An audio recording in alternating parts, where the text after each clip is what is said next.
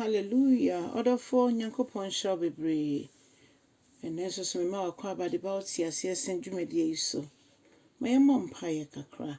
I don't for any more brown for a jada was a baby, and so they are chaying. What the young quiet chay and the any sododo. A bright tears here one homie. Yenim say Radobeko so I and Adam Amaya Modern. Mere dear atwa would you may so.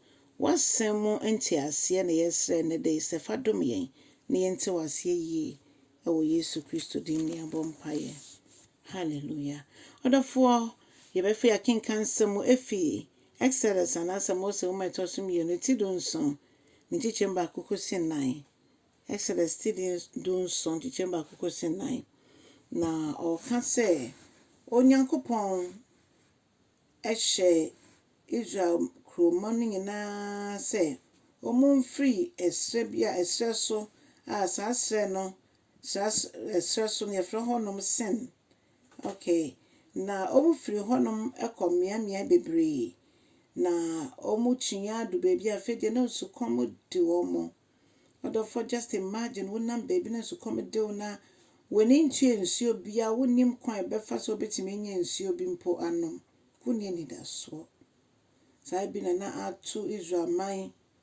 Na omo eko se esi omo ni so se omo kobo sha asase no so odofo onyankopon a oyi omo fi Misraim asase so no ode won eko bo sha asase so no ono an owo omo abesi sabre eno nti ebra no mo sugu Moses so no Moses ka sa de nti na munwinwi ti ame na mo kaseti anyankopon so adofo no eto de bia na ye refi ye ho se Onyankopon wo ho ema yen ebibie mo no opese ye dan no ye bibie mo dofo opese ye dan no na nipe kasa sedia omo betimi na Onyankopon na de ba ko ne se onye onhwefa akope onye one way God and then so o chese ye mfamfa sa akwan so china no the same thing on chese sa akwan we na fafa so if you say or no or use or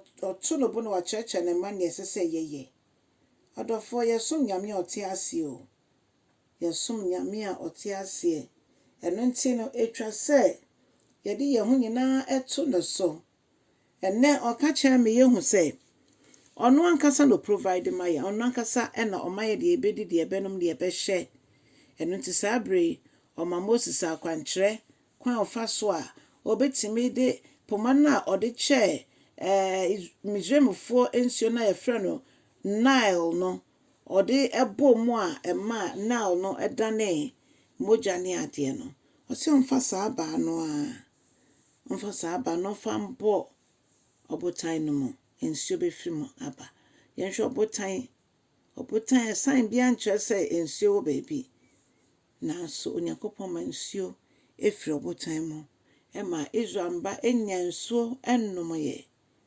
odofo Onyankopon pese ye de ye rehye ni mu eto de den na ni da so bi eni ho mpo a o se yemfa ye ho nyina nto no so yemfa ye re enhye ni mu oso no kron wade nyina mu ye Nyankopon ye kese e wade nyina mu odofo ne ye ke nyina ne se ye wadanfo bi wo Kristo mu o se yemfa ye haw ne ye dadwe nyina nto no so wama ya kwenya no se yemfa bibi biamra nanim won pipe mu so the abroni beka say what a privilege to carry everything to God in prayer wama ya kwenya no bibi ani we de kwenya me ani mo beka say we de asododo ana esua ana we de mintie da bi ni nyina otie edi hu dwuma hye ne din konkro ni nyam ti abon pai so omo ban na chi nso Onyankopon wo be yi hu edidi a kira omo nom nso ababete wase se de be ye ni je ye won wo mu se ye wa kwenya se bribia ye ba wani mu no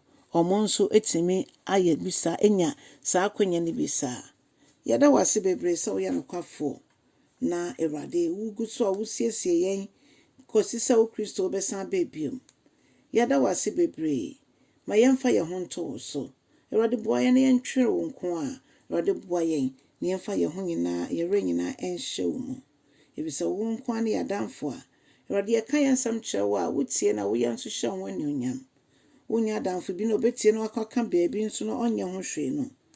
Yɛda wase sɛ wo na wayɛ adeɛ nyinaa yɛ wo sɛ wonya yɛ na wo mpa yɛ. Yɛda wase yɛhyɛ wo anuonyam wɔ Yesu Kristo din mu. Ɔdɔfo Onyankopɔn hyɛ wo bebree na kyɛ asɛm no. Nyame yɛ adom a ɔkyena nso so yɛbɛtie a weekend Bible inspiration and remember your leaders. Onyame nyɛ ɔkɛseɛ wɔ Yesu din mu. Amen.